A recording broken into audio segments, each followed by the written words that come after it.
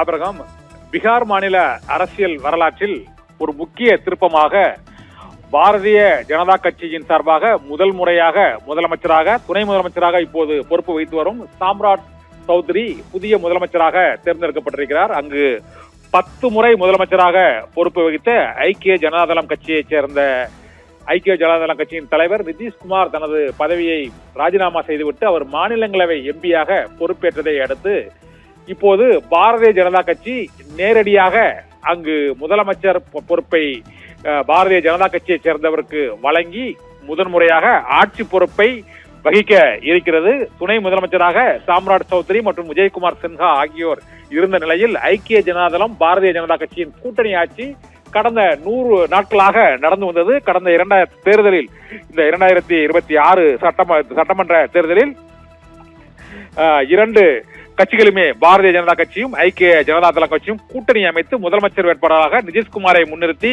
பரப்புரையில் ஈடுபட்டார்கள்.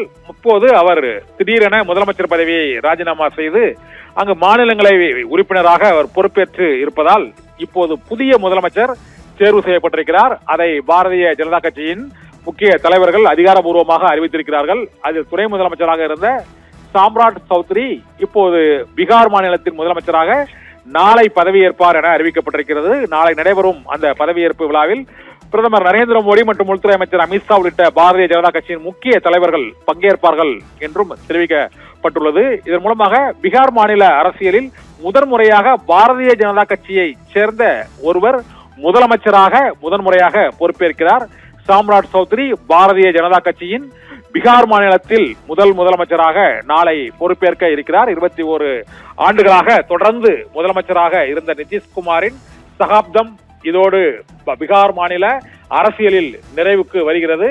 ஐக்கிய ஜனதாதளம் கட்சியைச் சேர்ந்த அவருடைய சட்டமன்ற உறுப்பினர்கள் பல்வேறு துறைகளின் அமைச்சர்களாக இருந்தாலும் முதலமைச்சர் பொறுப்பு இந்த முறை நிதிஷ்குமாருக்கு பொறுப்பு வைத்து நிதிஷ்குமார் பொறுப்பு வைத்த நிலையில் இப்போது பாரதிய ஜனதா கட்சியின் முதலமைச்சராக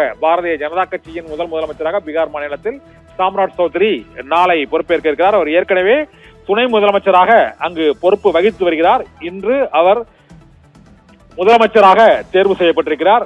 இந்த சூழ்நிலையில் ஐக்கிய ஜனதாதளம் மற்றும் பாரதிய ஜனதா கட்சியின் கூட்டணி அரசில் பீகார் மாநிலத்தின் புதிய முதலமைச்சராக சாம்ராட் சௌத்ரி நிதிஷ்குமாரின் ராஜினாமாவை தொடர்ந்து தேர்ந்தெடுக்கப்பட்டிருக்கிறார். இதன் மூலமாக பீகார் மாநில அரசியலில் பாரதிய ஜனதா கட்சியின் ஆதிக்கம் ஒரு குறிப்பிட்ட ஆதிக்கத்தை பெறக்கூடிய சூழ்நிலைக்கு இப்போது பீகார் மாநில அரசியல் தள்ளப்பட்டிருக்கிறது.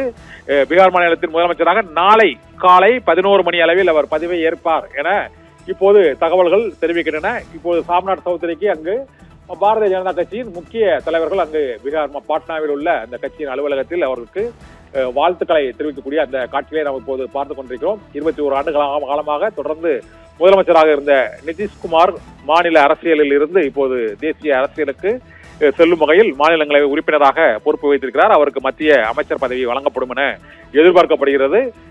இதன் மூலமாக ஐக்கிய ஜனதாதளம் மற்றும் பாரதிய ஜனதா கட்சியின் கூட்டணி ஆட்சியில் முதன்முறையாக பாரதிய ஜனதா கட்சியின் முதலமைச்சராக சாம்ராட் சௌத்ரி தேர்வு செய்யப்பட்டிருக்கிறார். ஆபிரகாம்.